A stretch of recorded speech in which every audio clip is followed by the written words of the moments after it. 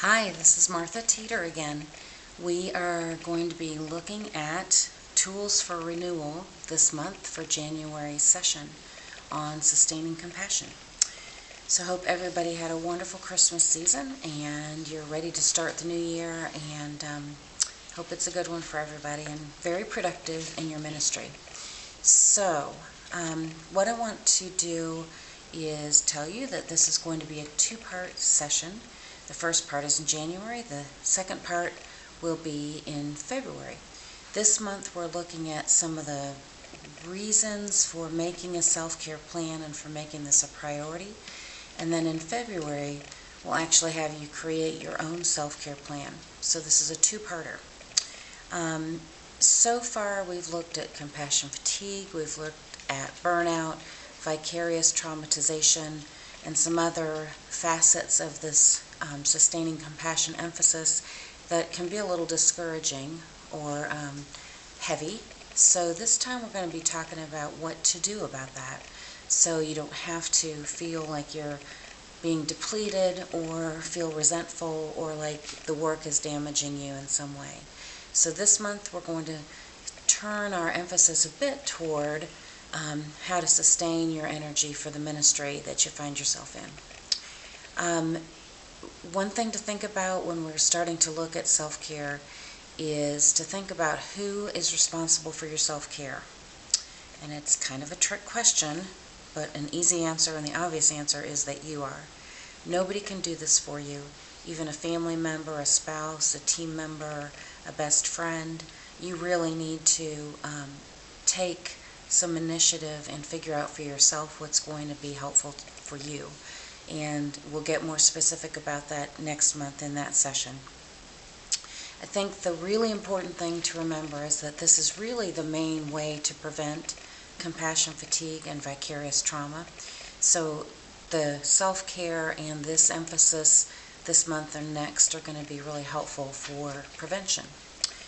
The other thing I want to mention is the empathy and the potentially draining aspects of being a very empathetic person, if you are. People who are really empathetic are more at risk for having problems from being in a helping ministry situation. The other thing is, if you have any hesitation about doing a self-care plan, if it seems too self-focused, not other-focused, or you feel like you should come second and everybody else should come first, one thing to remember is that when you fly on a plane, before you take off, the flight attendant will usually make an announcement about if there's a loss in cabin pressure, oxygen masks will drop down. You need to put the mask on yourself first before helping others. That sort of seems counterintuitive. If you have a child or an elderly person or someone, you want to help them first. If you do that and you don't take care of yourself first by putting the oxygen mask on yourself, you're not going to be much good to anyone else. The same thing applies in ministry. So I've got an outline for you to look at.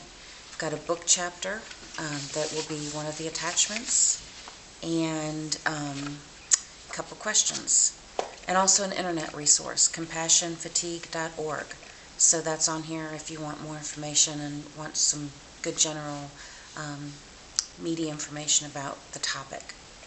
So the discussion questions that I would love for your team to talk about this month are who is responsible for your self-care, and kind of talking about that and what have been the barriers to making this a priority for yourself. Second question is to talk about your current level of energy and how refreshed you are right now.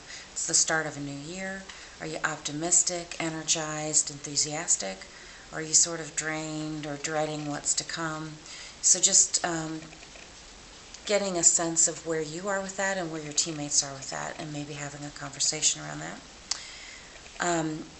In the reading resource of this month on page 92, there's an exercise called What's on Your Plate, and if you'd like to look at that and see if your team would like to talk about that together, or if that's something you want to do individually, that's kind of an additional resource and an additional thing to be thinking about. I'd also love for you guys to talk a little bit about any barriers that you have experienced in taking care of yourself better, and maybe looking at what you can do to remove some of those barriers and make it more likely that this will become a priority for you in 2014. And you might want to talk about how your team is doing in taking care of each other and encouraging each other to take care of themselves. Are you supportive? Are you encouraging? Do you try and minister to each other within your team? How well are you doing with that? How are you handling any conflict within your team? And just kind of talking about how your team is functioning and how supportive you are of each other and how effective that has been. There's a scripture reflection I'd like y'all to consider, Isaiah 40:31. But those who hope in the Lord will renew their strength. They will soar on wings like eagles. They will run and not grow weary. They will walk and not be faint. That's Isaiah 40:31. And that's really my prayer for you, is that you can run and not grow weary and walk and not grow faint, and that you will be energized and have your strength renewed. So if you would, take a few minutes as a team and discuss some of this. Look at the other information that Jason sent. And as always, feel free to contact me anytime if you have questions, comments, feedback. It's Martha@marthateeter.com, or you can call me or contact me any way you like, and I'll be happy to consider any feedback you've got. So I hope you all have a wonderful month, and we will get together again for our February session, which is the part 2 of this, and it will be creating your own self-care plan. So thank you so much.